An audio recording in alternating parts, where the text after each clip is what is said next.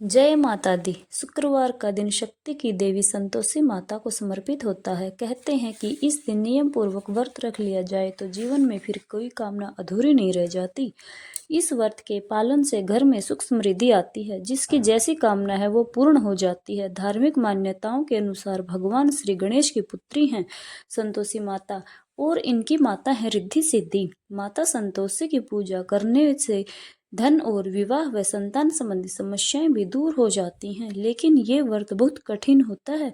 इस व्रत को रखने के लिए कुछ खास बातों का ध्यान रखना बहुत जरूरी होता है। तो आज इस वीडियो में आप जानने वाले हैं संतोषी माता की पूजा विधि के बारे में। व्रत कब करें, कितने व्रत करें, किस प्रकार से माँ की पूजा की जाती है, कौन कौन से जरूरी नियमों का पालन किया जाता है, माँ को क्या भोग लगाया जाता है और जो लोग उपवास रखते हैं उन्हें क्या खाकर अपना उपवास खोलना चाहिए। इन सब के साथ साथ आप सुनेंगे संतोषी माता की व्रत कथा भी। अगर आप पहली बार शुक्रवार के व्रत रखना चाहते हैं तो आप इस व्रत को किसी भी महीने के शुक्ल पक्ष के पहले शुक्रवार से प्रारंभ कर सकते हैं, लेकिन पितृपक्ष में ये व्रत कभी भी शुरू नहीं करने चाहिए। आप मार्गशीर्ष मास में, कार्तिक मास में कभी भी ये व्रत शुरू कर सकते हैं। जो कोई भी संतोषी माता के व्रत रखना चाहते हों उन्हें सबसे पहले तो अपने व्रतों की संख्याओं का संकल्प लेना जरूरी होता है। व्रत के पहले दिन की पूजा में आपको थोड़ा ज्यादा समय लगेगा, क्योंकि इस दिन हमें कलश की स्थापना, चौके की स्थापना करनी होती है, संकल्प लेना होता है और सभी भी नियम उनके पालन का संकल्प पहले दिन लेना होता है। जैसा कि सभी जानते हैं, संतोषी माता का जो व्रत होता है वह सभी मनोकामनाओं को पूर्ण करने वाला होता है। माँ की पूजा करने से जीवन में कोई भी ऐसी कामना नहीं है जो अधूरी रह जाती हो। लेकिन संतोषी माता का जो ये व्रत बहुत ही कठिन होता है, क्योंकि इसमें न केवल व्रती को बल्कि पूरे परिवार को एक नियम का पालन करना होता है। वो जरूरी नियम है खटाई का परहेज। इस व्रत में जो भी व्रती पुरुष महिला है उन्हें न तो खटाई का सेवन करना है और न ही खट्टी चीजों को छूना है। और इतना ही नहीं, घर में यदि आप इस प्रसाद को बांटते भी हैं तो परिवार के किसी भी सदस्य को खटाई का सेवन नहीं करना है। ये बात आप एक दिन पहले भी व्रत से अपने घर परिवार में जरूर बता दीजिएगा और व्रत वाले दिन भी आप सभी को एक बार जरूर याद दिला दीजिएगा, ताकि कोई भी ऐसी गलती न कर पाए। अगर आपको लगता है कि किसी ने परिवार में खटाई खा ली है, कोई खट्टी चीज खा ली है, तो फिर उसे संतोषी माता का प्रसाद नहीं देना चाहिए, क्योंकि इस प्रसाद को यदि हम ऐसे व्यक्ति को देते हैं जिसने उस दिन कोई खटाई का सेवन किया है तो उसका दोष भी व्रती महिला या पुरुष को ही लगता है। तो आइए अब जान लेते हैं पूजा विधि के बारे में। तो सबसे पहले इस दिन आपको स्नान आदि से निवृत्त हो जाना चाहिए। घर की अच्छे से साफ सफाई करके फिर आपको लाल वस्त्र धारण करने चाहिए। माँ की पूजा में लाल या गुलाबी रंग के वस्त्रों का उपयोग ज्यादा शुभ होता है। अब आपको आवश्यकता होगी संतोषी माता के किसी भी तस्वीर या मूर्ति की और एक कलश की, जिसमें आपको आवश्यकता होती है। पहले दिन जब हम कलश की स्थापना करते हैं तो उसमें कुछ बातों का ध्यान आपको जरूर रखना होता है। जैसे आप चौकी जहाँ पर स्थापित करेंगे, आपका मुंह पूर्व दिशा की ओर हो। पूजा आप पूर्व दिशा की ओर मुंह करके ही करें, ऐसा ध्यान रखना है। चौकी के नीचे आप पहले वहां साफ सफाई कर लें, गंगा जल छिड़क लें। यदि गौ माता का गोबर मिल जाता है तो गाय के गोबर से पवित्र कर लें। गेरू से भी लीप सकते हैं, सुंदर रंगोली बना सकते हैं। उसके ऊपर आपको चौकी बिछानी है, जिस पर लाल वस्त्र बिछाकर संतोषी माँ की जो भी तस्वीर या मूर्ति आपके पास है तो उसे स्थापित करना है। उसके नीचे आपको आसन देना है। आसन आप फूलों का दे सकते हैं या चावल का भी दे सकते हैं। विघ्नहर्ता के बिना कोई भी पूजा अधूरी होती है, तो विघ्नहर्ता भगवान गणेश की पूजा आप करें, उनकी स्थापना करें। उनकी मूर्ति, तस्वीर जो भी आपके पास हो, नहीं है तो सुपारी में मोली कलावा बांधकर भी आप उनकी स्थापना कर सकते हैं। स्थापना करने के बाद आप कलश की स्थापना करें। कलश चाहे आप मिट्टी का ले या किसी भी धातु का ले सकते हैं। उसमें आपको शुद्ध जल डालना है, थोड़े अक्षत, थोड़े से फूल डालने हैं, थोड़ी सी दुर्वा और 1 रुपए का सिक्का आपको डालना है। फिर उसी कलश के ऊपर आपको एक बर्तन में, जिसमें रखकर हम पूर्ण पात्र भी कहते हैं उसको। उसमें आपको या किसी प्लेट में आपको गुड़ और चने रखने हैं। चने भुने हुए होने चाहिए। यदि भुने हुए चने ना मिले तो काले भीगे हुए चने भी आप प्रयोग कर सकते हैं। लेकिन जो काबुली चने होते हैं वो इस दिन पूजा में न ही रखे जाते हैं और न ही उनका सेवन किया जाता है। गुड़ और काले चने के बिना संतोषी माता की जो पूजा या व्रत है वो अधूरा रहता है। इसी को प्रसाद रूप में खुद भी ग्रहण करना चाहिए और सभी लोगों में बांटना भी चाहिए। संतोषी माता के व्रत वैसे तो निराहार रहकर व्रत रखना चाहिए। अगर निराहार न रह पाए तो शाम को प्रसाद ग्रहण करने के बाद आप शुद्ध सात्विक भोजन ग्रहण कर सकते हैं। ध्यान रखें कि पूजन में कोई खटाई ना हो। टमाटर नींबू का बिल्कुल प्रयोग ना करें। सबसे पहले भगवान गणेश जी की पूजा की जाती है। सिंदूर व तिलक लगाएं। उन्हें वस्त्र रूप में मोली कलावा व जनेऊ अर्पित करें। उन्हें दूर्वा अर्पित करें। लाल गुलाब या गुड़हल का फूल उन्हें अर्पित करें। पान सुपारी इलायची का उन्हें भोग लगाएं। फिर संतोषी माँ की पूजा करनी चाहिए। संतोषी माता की पूजा करते समय धूप दीपक जलाएं और संतोषी माता को आप श्रृंगार की सामग्री भी अर्पित करें। लाल चुनरी ओढ़ाएं। लाल पुष्प उन्हें अर्पित करें। यदि कमल का फूल आपको मिल जाए तो कमल का फूल भी आप उन्हें अर्पित कर सकते हैं और उन्हें वस्त्र हार जो भी आपके पास श्रृंगार की सामग्री है, चूड़ी बिंदी सिंदूर मेहंदी, वो आप उन्हें पहले दिन जरूर अर्पित करें। आपकी जो भी कामना है उसकी पूर्ति के लिए आप जितने भी व्रत रखना चाहते हैं, जैसे कि शुक्रवार के व्रत होते हैं संतोषी माता के, वो 16 रखे जाते हैं। अगर 16 शुक्रवार के व्रत आपको रखने हैं तो आप उन्हीं संख्याओं का संकल्प लें। फिर माता से ये भी कहें कि आप 16 शुक्रवार के बाद आप उद्यापन भी जरूर करेंगे। कई बार लोग खुले व्रत रखते हैं, जैसे कि जब हम खुले व्रत रखते हैं तो उसमें निश्चित संख्या का संकल्प नहीं लेते। यही कामना करते हैं कि हे माता, जब भी हमारी कामना पूर्ण हो जाएगी तो हम व्रतों का उद्यापन कर देंगे। तो आप पहले दिन दोनों ही तरह का जो भी निश्चय करना चाहते हो, वो संकल्प लेना चाहते हो, अपनी सामर्थ्य के अनुसार संकल्प लेते समय हाथ में जल और पुष्प रखें, थोड़े से अक्षत रखें और फिर उससे अपनी कामना बोलने के बाद माता के चरणों में अर्पित कर देना चाहिए। धूप दीप जलाकर संतोषी माता की पूजा करें और कुछ विशेष मंत्र जिन्हें आगे मैं आपको इस वीडियो में बताऊंगी, तो पूजा करते हुए मंत्रों का जाप करें। फिर व्रत की कथा पढ़ें या सुने। अंत में संतोषी माता की आरती करें। उससे पहले गणेश भगवान की आरती करें। फिर आरती करके आपको क्षमा याचना करनी चाहिए ताकि पूजा पाठ में कोई भी दोष आपको न लगे। दिन भर उपवास करें। दिन में हो सके तो आप निराहार रहें। नहीं रह पाए तो चाय वगैरह आप दिन में एक समय ले सकते हैं।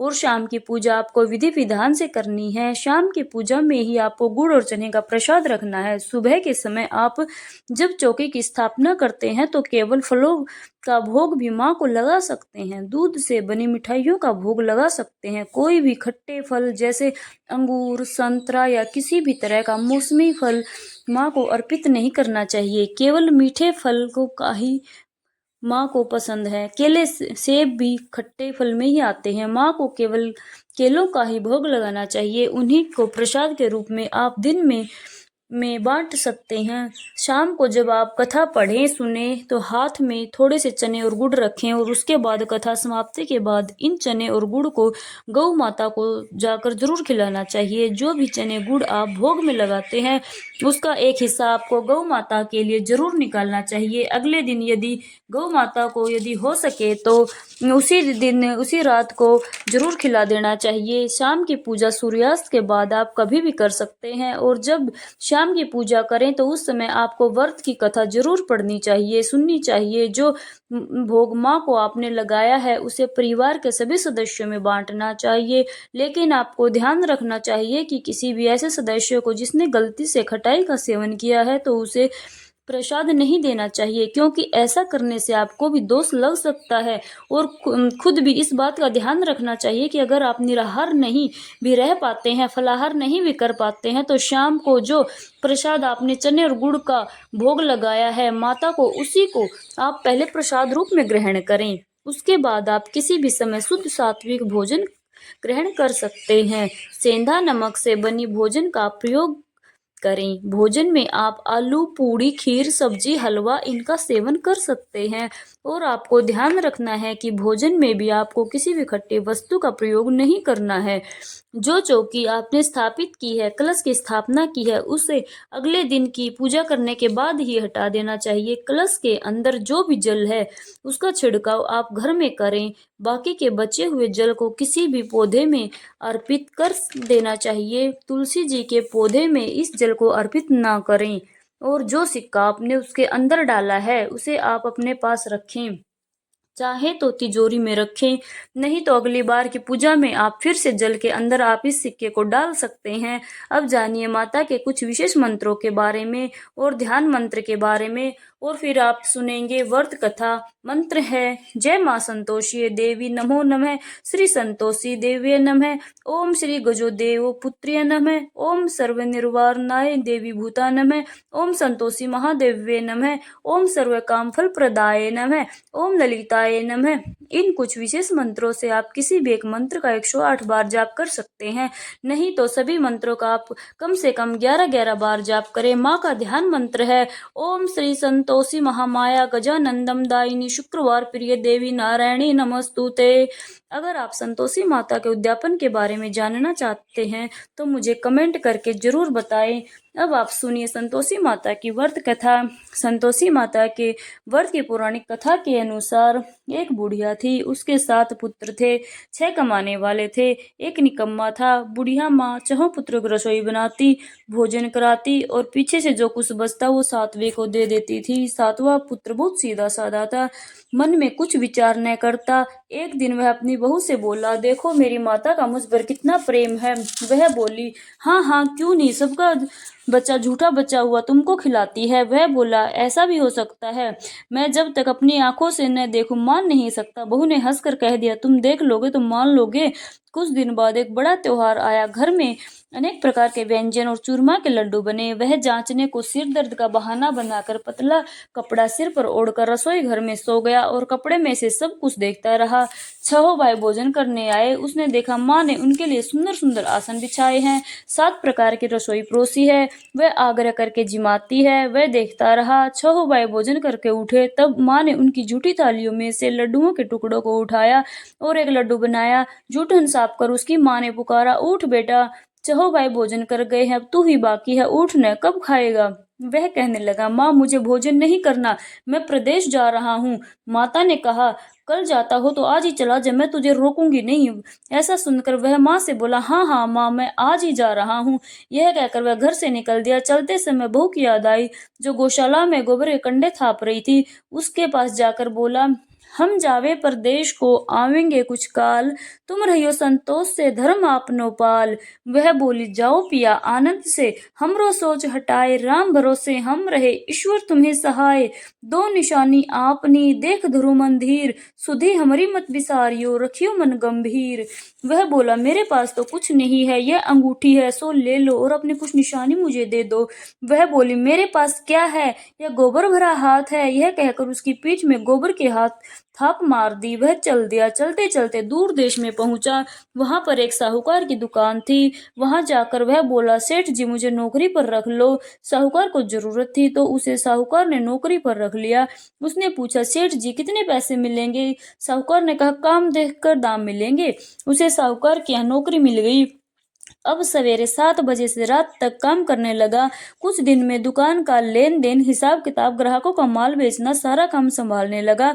साहूकार के 7-8 नौकर थे, सब चक्कर खाने लगे। ये तो बहुत होशियार बन गया। सेठ ने भी काम देखा और 3 महीने में उसे आधे मुनाफे का साझीदार बना दिया। 12 वर्ष में वह नामी सेठ बन गया और मालिक सारा कारोबार उस पर छोड़कर बाहर चला गया। इधर बहू पर क्या बीती सुनो। सास ससुर उसे बहुत दुख देने लगे। सारी गृहस्थी का काम करा के उसे लकड़ी लेने जंगल भेज देते। इस बीच घर की रोटियों के आटे से जो भूसी निकलती उसकी रोटी बनाकर रख दी जाती और फूटे नारियल के नरेले में पानी दिया जाता। इस तरह दिन बीतते रहे।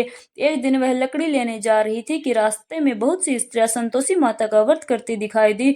वह वहां खड़ी हो कथा सुनकर बोली, बहनों तुम किस देवता का व्रत करती हो, इसके करने से क्या फल मिलता है, इस व्रत की विधि क्या है। यदि तुम अपने व्रत का विधान समझाकर कहोगी तो मैं तुम्हारा बड़ा एहसान मानूंगी। तब उनमें से एक स्त्री कौशल्या बोली, सुनो, यह संतोषी माता का व्रत है, इसके करने से निर्धनता दरिद्रता का नाश होता है, लक्ष्मी जी आती है, मन की चिंताएं दूर होती हैं, घर में सुख शांति होने से मन को प्रसन्नता और शांति मिलती है, निपुत्र को पुत्र मिलता है, पति बाहर गया हो तो जल्दी आवे, कुंवारी कन्या को मन चाहा वर मिले, राजद्वार में बहुत दिनों से मुकदमा चलता हो तो खत्म हो जावे, कलह क्लेश की निवृत्ति हो, सुख शांति हो, घर में धन जमा हो, पैसा जायदाद का लाभ हो, रोग दूर हो जावे, और जो भी मन में जो भी कुछ कामना होती है सब संतोषी माता की कृपा से पूर्ण होती है, इसमें कोई संदेह नहीं है।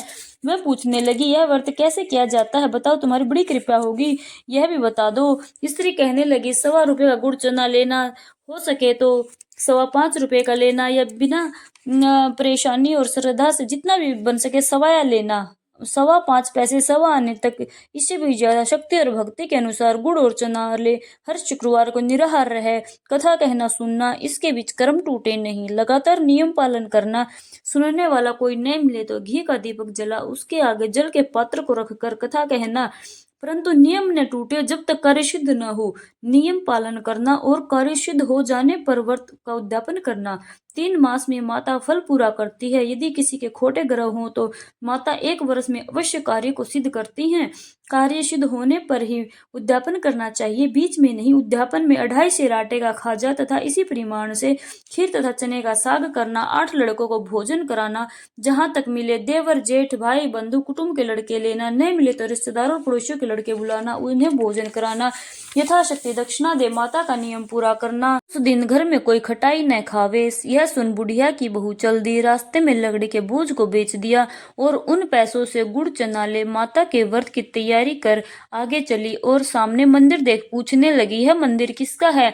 सब कहने लगे, संतोषी माता का मंदिर है। यह सुन माता के मंदिर में जा माता के चरणों में लौटने लगी, विनती करने लगी, माँ मैं दीन हूँ, निपट मूर्ख हूँ, व्रत के नियम कुछ नहीं जानती, माँ मैं बहुत दुखी हूँ, हे माता जगत जननी मेरा दुख दूर कर, मैं तेरी शरण में आई हूँ। माँ माता को दया आई। एक शुक्रवार बीता कि दूसरे ही शुक्रवार को उसके पति का पत्र आया और तीसरे शुक्रवार को उसका भेजा हुआ पैसा भी उसे मिला। यह देख उसके जेठ जेठानी मुंह सिकुड़ने लगे, इतने दिनों में इतना पैसा है, इसमें क्या बड़ाई है। लड़के ताने देने लगे, काकी के पास अब पत्र आने लगे, रुपया आने लगा, अब तो काकी की खातिर बढ़ेगी, अब तो काकी बुलाने से भी नहीं बोलेगी।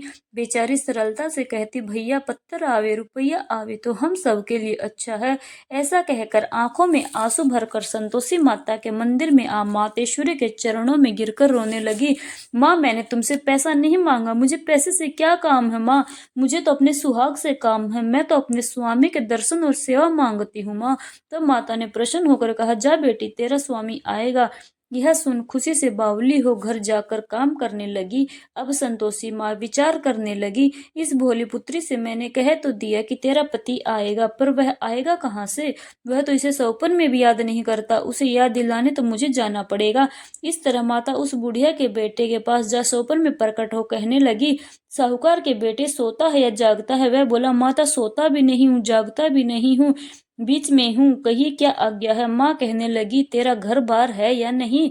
वह बोला, माँ मेरा सब कुछ है, माँ बाप भाई बहन बहू क्या कमी है? माँ बोली, भोले पुत्र तेरी स्त्री घोर कष्ट उठा रही है, तेरे माँ बाप उसे बहुत दुख दे रहे हैं, वह तेरे लिए तरस रही है, तू उसकी सुधि ले। वह बोला, हाँ माता पता तो है, परंतु जाऊं तो जाऊं कैसे? परदेश की बात है, लेन देन का कोई हिसाब नहीं, जाने का रास्ता नजर नहीं आता, कैसे चला जाऊं?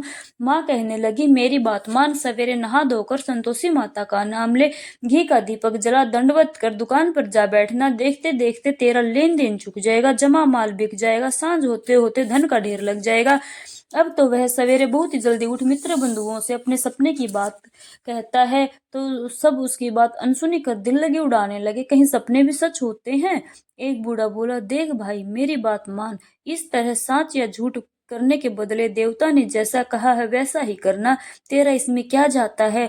वह बूढ़े की बात मानकर नहा धोकर संतोषी माता को दंडवत कर घी का दीपक जला दुकान पर जा बैठा। थोड़ी देर में वह क्या देखता है कि देने वाले रुपये लाए, लेने वाले हिसाब लेने लगे, कोठे में भरे सामानों के खरीदार नकद दाम में सौदा करने लगे। शाम तक धन का ढेर लग गया। माता का चमत्कार देख प्रसन्न हो मन में माता का नाम ले घर जाने के वास्ते कपड़ा गहना खरीदने लगा और वहां के काम से निपट वह घर को रवाना हुआ।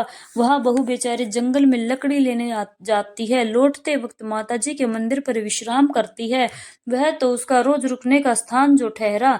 दूर से धूल उड़ती देख वह माता से पूछती है, हे माँ, यह धूल कैसी उड़ रही है? माँ कहती है, हे पुत्री, तेरा पति आ रहा है। वह अब तू ऐसा कर, लकड़ियों के 3 बोझ बना, एक नदी के किनारे रख, दूसरा मेरे मंदिर पर रख और तीसरा अपने सिर पर रखकर घर ले जा। तेरे पति को लकड़ी का गट्ठा देख कर मोह पैदा होगा। वह वहां रुकेगा, नाश्ता पानी बना खा पीकर माँ से मिलने जाएगा। तू लकड़ी का बोझ उठाकर जाना और बीच चौक में गट्ठा डालकर 3 आवाजें जोर से लगाना, लो सासू जी, लकड़ियों को गट्ठा लो, भूसी की रोटी दो, नारियल के खोपड़े में पानी दो, आज मेहमान कौन आया है। माँ की बात सुनकर वह बहुत अच्छा माता जी कहकर प्रसन्न हो लकड़ियों के 3 गट्ठे ले आई। एक नदी के तट पर रखा, एक माता के मंदिर पर रखा और इतने में एक मुसाफिर आ पहुंचा। सूखी लकड़ी देख उसकी इच्छा हुई कि अब यही निवास करे और भोजन बना खा पीकर गांव को जाए।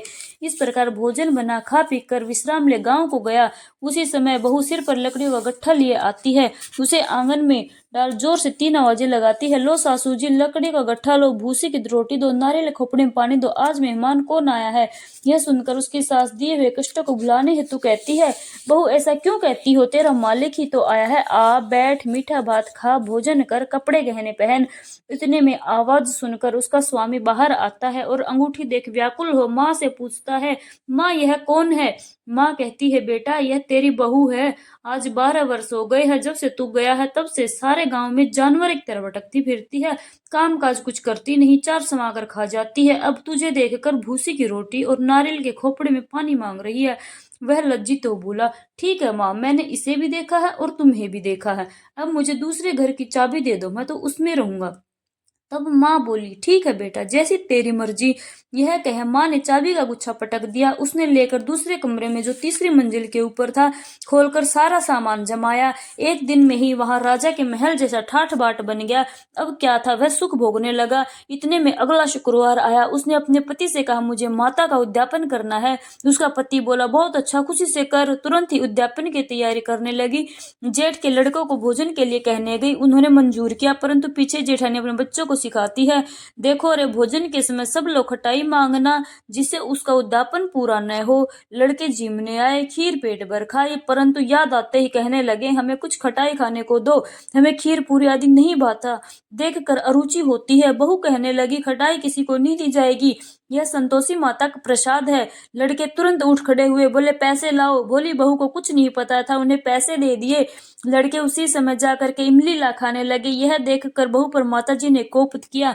राजा के दूत उसके पति को पकड़ कर ले गए। जेठ जेठानी मन माने खोटे वचन कहने लगे, लूट लूट धन इकट्ठा करके लाया था, सो राजा के दूत पकड़ ले गए। अब सब पता चल जाएगा जब बंदी गृह में रहना पड़ेगा और राजा ही सारा धन छीन लेगा। बहू से यह वचन सहन न हुए, रोती रोती माता जी के मंदिर में गई और कहने लगी, हे माता, तूने क्या किया, हंसा कर क्यों रुलाने लगी। माता बोली, पुत्री, तूने उद्यापन करके मेरा व्रत भंग किया है, इतनी जल्दी सब बातें भुला दी। वह कहने लगी, हे माता, भूली तो नहीं हूं, नहीं कोई अपराध किया है, मुझे तो लड़कों ने भूल में डाल दिया। हे संतोषी माता, मैंने भूल से उन्हें पैसे दे दिए, मुझे क्षमा करो माँ। माँ बोली, कहीं ऐसी भी भूल होती है। वह बोली, माँ मुझे माफ कर दो, मैं तुम्हारा दोबारा उद्यापन करूंगी। माँ बोली, अब भूल मत करना। वह बोली, अच्छा माँ, अब भूल नहीं होगी। अब बताओ वे कैसे आवेंगे। माँ बोली, पुत्री जा, तेरा पति तुझे रास्ते में आता हुआ मिलेगा। वह घर को चली। रास्ते में पति आता हुआ मिला। उसने पूछा, तुम कहाँ गए थे। वह कहने लगा, इतना धन जो कमाया है उसका टैक्स राजा ने मांगा है, वह भरने गया था। वह प्रसन्न हो बोली, भला हुआ, अब घर को चलो। कुछ दिन बाद फिर शुक्रवार आया। वह बोली, मुझे माता का उद्यापन करना है। पति ने कहा, करो। वह फिर जेठ के लड़कों से भोजन को कहने गई। जेठानी ने 1-2 बात सुनाई और लड़कों को सिखा दिया कि तुम पहले खटाई मांगना। लड़के गए। खाने से पहले कहने लगे, हमें खीर पूरी आदि नहीं भाता, जी बिगड़ता है, कुछ खटाई खाने को दो। बहू बोली, खटाई खाने को नहीं मिलेगी, खाना हो तो खाओ। यह कहकर ब्राह्मण के लड़कों को लाकर भोजन कराने लगी। यथाशक्ति दक्षिणा की जगह 1-1 फल उन्हें खाने को दिया। इससे संतोषी माता प्रसन्न हुई। माता की कृपा होते ही 9वें महीने उसको चंद्रमा के समान सुंदर पुत्र प्राप्त हुआ। पुत्र को लेकर प्रतिदिन माता जी के मंदिर में जाने लगी। माँ ने सोचा, यह रोज आती है, आज क्यों न मैं इसे घर चलूं, इसका असरत देखूं तो सही।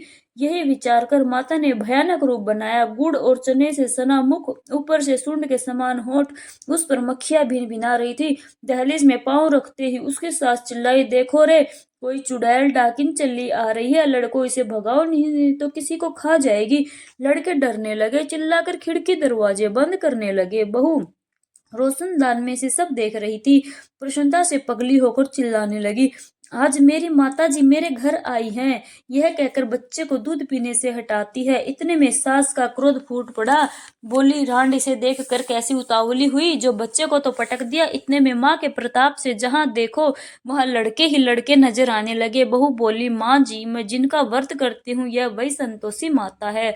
इतना कह झट से सारे घर के किवाड़ खोल दिए। सबने माता के चरण पकड़ लिए और विनती कर कहने लगे, हे माता, हम मूर्ख हैं, हम अज्ञानी हैं, हम पापी हैं, तुम्हारे व्रत की विधि हम नहीं जानते। माँ, तुम्हारा व्रत भंग कर हमने बहुत बड़ा अपराध किया है। हे माता, आप हमारे अपराध को क्षमा करो। इस प्रकार माता प्रसन्न हुई। हे माता, बहू को जैसा फल दिया वैसा सबको दे। जो यह कथा पढ़े या सुने उसका मनोरथ पूर्ण हो। बोलो संतोषी माता की जय।